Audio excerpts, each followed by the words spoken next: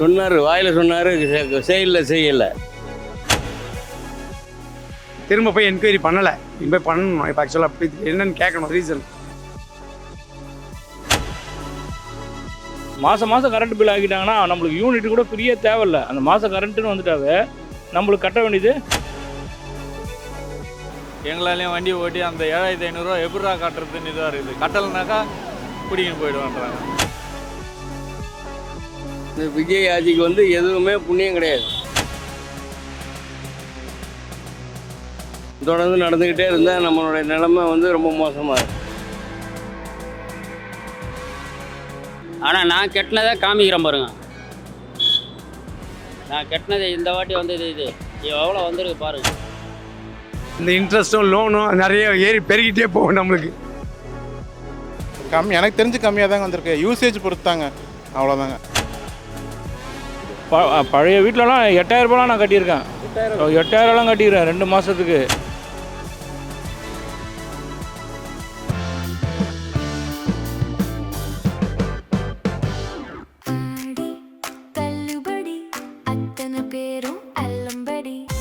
முதல் 60% வரை ஆடி தள்ளுபடியுடன் super Saravana stores, Chennai, Madurai, Kovai.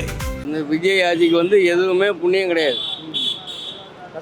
ஆமாம், கஷ்டம்தான் போடுறோம். கரண்ட் பில் அதிகம், வீட்டு வாடகை 14000 ரூபா, 15000 ரூபாய் பற்றி 7 நம்ம 6000 5000 இந்த வீட்டு வாடகை 15000 ரூபா. இப்போ அந்த அளவுக்கு இருங்க, இல்லைன்னா வீட்டை காலி பண்ணுங்கிறாங்க.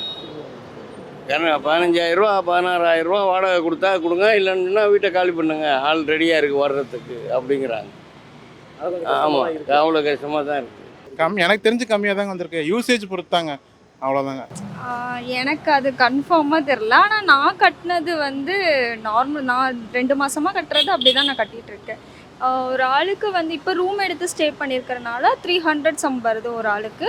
நான் ஹாஸ்டலில் இருக்கும்போது 250 சம்திங் அந்த மாதிரி வந்துச்சு. மாதம் கரண்ட் பில் ஆக்கிட்டாங்கன்னா நம்மளுக்கு யூனிட் கூட பிரிய தேவையில்லை. அந்த மாதம் கரண்ட்டுன்னு வந்துட்டாவே நம்மளுக்கு கட்ட வேண்டியது ஈஸியாக இருக்கும். நம்மளுக்கு கொஞ்சம் கஷ்டம் இல்லாமல் இருக்கும். 2 மாதம்னும் போது அந்த யூனிட்டுங்க அதிகமாகும் போது அந்த ரேட்டும் அதிகமாகி போகுது. நம்மளுக்கு அதில் கொஞ்சம் கஷ்டமாகி போகுது. இருக்கிற விஷயம் அதுதான்.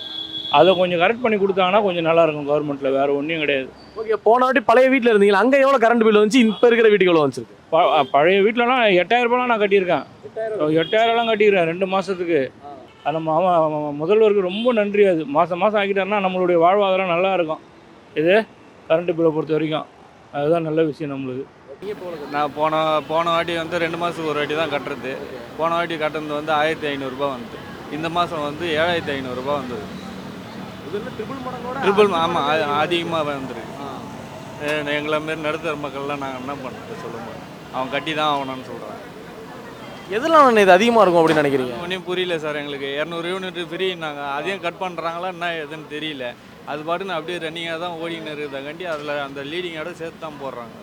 ஆனால் அதுக்கு 200 யூனிட் கம்மி பண்ணுறாங்களா இல்லையா? இல்லை, பண்ணல சார். ஒன்றும் பண்ணலை. அப்படி பண்ணாமலே கிட்டத்தட்ட 7000 ரூபா கட்டுற மாதிரி 7500 ரூபா கட்ட வேண்டியதாக இருக்குது. இப்போ இதனால வந்து இப்போ நம்ம நார்மலாக இருக்கிற ஒரு மிடில் கிளாஸோட லைஃப் வந்து எந்த மாதிரி மாறுதுண்ணே? மிடில் கிளாஸ் லைஃப்னாக்கா நான் இது எப்பவுமே நார்மலாக போகிறது வர்றது தான். விலைவாசிங்க ஏறி போச்சு, அவ்வளோதான். வேறு ஒன்றும் கிடையாது. விலைவாசிங்க ஏறி போச்சு, இங்கே கேஸ் ரேட்டு ஏறி போச்சு.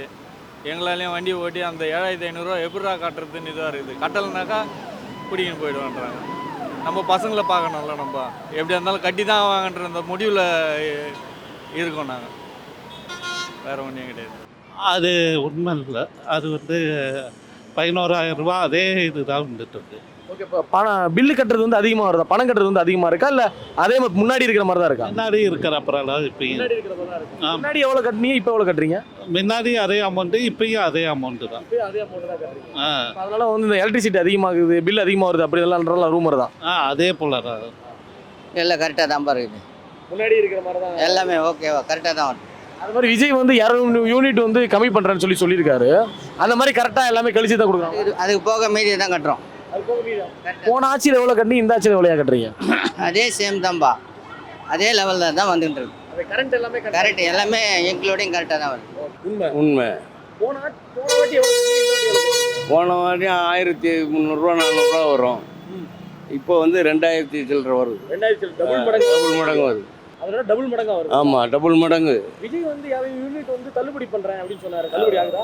சொன்னார், வாயில் சொன்னார், செய்யலை செய்யலை. ஆனா அதிகமா தான் இருக்கு. அதிகமாக தான் இருக்குது. இதனால வந்து நம்மளோட நடுத்தர மக்களோட நிலைமையில எப்படி இருக்கு? அது எல்லாமே வந்து சாப்பிடாட்டாலும் கரண்ட் பில் கட்ட வேண்டிய நிலைமையாக இருக்குது. கார்ப்பரேட் மாதிரி ஆமாம் ஆமாம், அப்படி இருக்கு. இந்த மாதிரி தொடர்ந்து நடந்துகிட்டே இருந்துச்சு அப்படின்னா நம்மளோட நிலைமை வந்து எந்த மாதிரி முடியும் நினைக்கிறீங்க? நம்மளோட தொடர்ந்து நடந்துக்கிட்டே இருந்தால் நம்மளுடைய நிலைமை வந்து ரொம்ப மோசமாக இருக்கும். ஏன்னா அந்த அளவுக்கு வருமானம் கிடையாது. எதை எடுத்தாலும் 1க்கு 2 விலை. எதை தொட்டாலும் நான் 5 ரூபாய்க்கு வாங்கின பொருள் இன்னைக்கு வந்து 50 ரூபா. அந்த அளவுக்கு விலைவாசி ஏறி 10 மடங்கு அதிகமாகிருச்சு. எந்த ஜெம் டிவி நேயர்களுக்கு வணக்கம். நான் விஜய் அபிஷேக். அதான் இன்னைக்கு எதுக்கு பற்றி கேட்க வந்திருக்கோன்னு பார்த்தீங்க அப்படின்னா, அதாவது இந்த டிவிக்கு ஆட்சியில் வந்து 200 யூனிட் ஃப்ரீன்னு ஈபிக்கு கொடுத்துருந்தாலும் இந்த 200 யூனிட் போகவே வந்து கிட்டத்தட்ட நாங்கள் ஆல்ரெடி கட்டினதை விட டபுள் மடங்காக கட்டுறோம் அப்படின்னு சொல்லி ஒரு குற்றச்சாட்டு ரெகுலராக பார்த்துட்டே இருக்கோம். அதனால தான் இங்கே இருக்கிற மக்கள்கிட்டே வந்து கேட்டு தெரிஞ்சுக்கலாம், உண்மையிலே இந்த 200 யூனிட் கழிக்கிறாங்களா, 200 யூனிட் கழிச்சுமே வந்து இவங்க அதிகமாக எலக்ட்ரிசிட்டி பில்லு கட்டுறாங்களா அப்படின்றத மக்கள்கிட்ட கேட்டு தெரிஞ்சுக்கலாம். இதை கேட்கறதுக்காக தான் நானும் என்னோட கேமரான் உதயகுமாரும் வந்திருக்கோம். ஸோ வாங்க மக்கள்கிட்ட போய் கேட்டு தெரிஞ்சுக்கலாம்.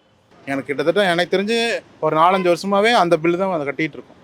போன திமுக ஆட்சியில் பார்த்தீங்கன்னா 1300 1400 கட்டியிருந்தேன். இந்த மாதம் 1000 தான் கட்டியிருக்கேன். இதுக்கு என்ன பண்ணுறது? இல்லை, நம்ம அதிகம் யூஸ் பண்ணுறதில்ல. 200 யூனிட்டுக்கு உள்ளே தான் யூஸ் பண்ணுறோம். ஸோ அதை பற்றி ஒப்பீனியன் இல்லை, அவ்வளோதான். போன ஆட்சி வந்து 100 யூனிட் தான் தள்ளுபடி பண்ணாங்க. அந்த ஆட்சியில் வந்து நீங்கள் எலக்ட்ரிசிட்டி பில் கட்டினீங்களா? இல்லை, அப்பயும் 100 யூனிட். ஆமாம், நம்மளோடது ரொம்ப இல்லை. கோட்டுக்குள்ளேயே வறுமை கோட்டு கீழே தான், மேலேயே போகல நம்ம. சரிங்களா? ஆமாம், 200 யூனிட் தள்ளுபடி கொடுத்தது வந்து உங்களுக்கு யூஸ்ஃபுல்லாக இருக்கா? யூஸ்ஃபுல் தான்.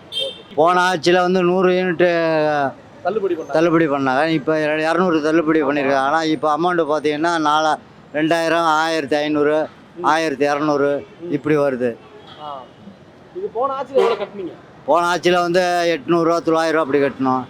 இப்போ ரொம்ப அதிகமாக தான் இருக்குது. 2000, 1500. ஆமாம் ஆமாம். அதை 200 யூனிட் தள்ளுபடி பண்ணுறாங்களா? தள்ளுபடி அதில் இன்னும் அந்த ஸ்கீம் வரலன்னு சொல்கிறாங்களே. வரலன்னே சொல்கிறாங்க. ஆமாம். ஆனால் விஜய் வந்து முதல்ல போட்ட கையெழுத்து அதான் அப்படின்னு சொல்கிறாங்களே. சொல்கிறாங்க, ஆனால் ஒன்றும் அந்த மாதிரி வந்தது இல்லை. இதனால வந்து ஒரு நடுத்தர மக்களோட வாழ்வாதாரம் வந்து என்ன மாதிரி மாறி இருக்கு? பாதிக்க தான் செய்யுது. ரொம்ப கஷ்டத்தான் படுறாங்க. ரொம்ப கஷ்டப்படுறாங்க. இது தொடர்ந்து போச்சு அப்படின்னா என்ன மாதிரி மாறும்னு நினைக்கிறீங்க? என்ன ஆகும்னு தெரியல, கஷ்டம்தான். ஆனால் இவங்க அந்த யூனிட் இந்த வாட்டி தான் அதிகமாக போட்டு இது பண்ணுறாங்க.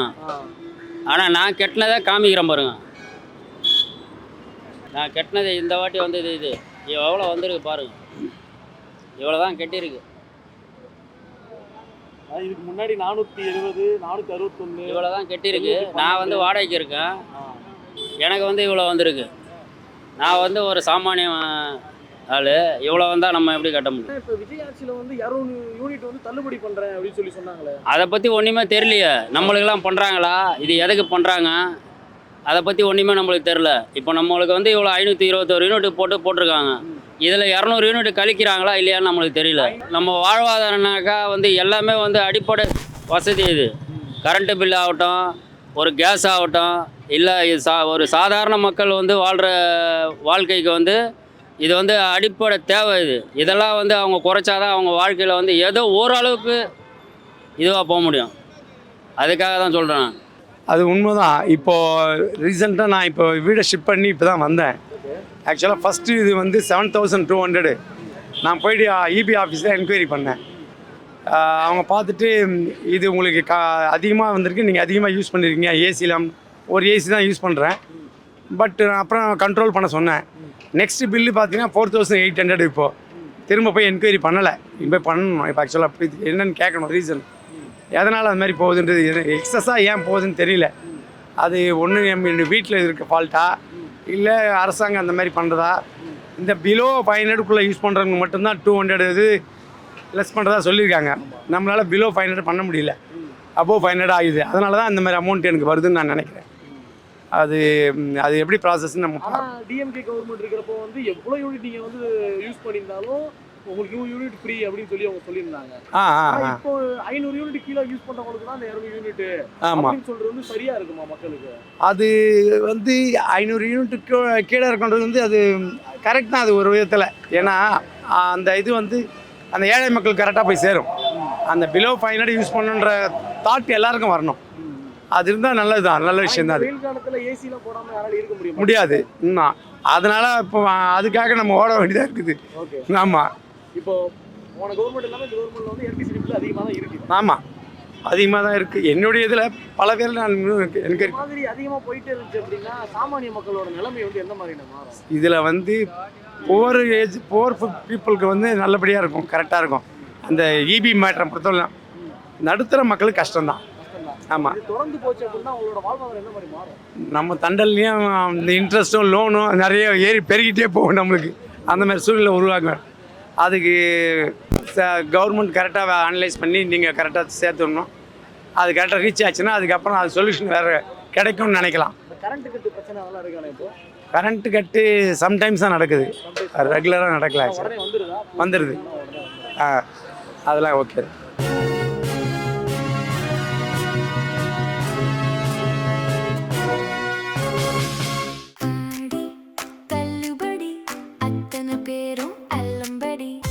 முதல் 60% வரை ஆடி தள்ளுபடியுடன் சூப்பர் சரவணா ஸ்டோர்ஸ், சென்னை, மதுரை, கோவை.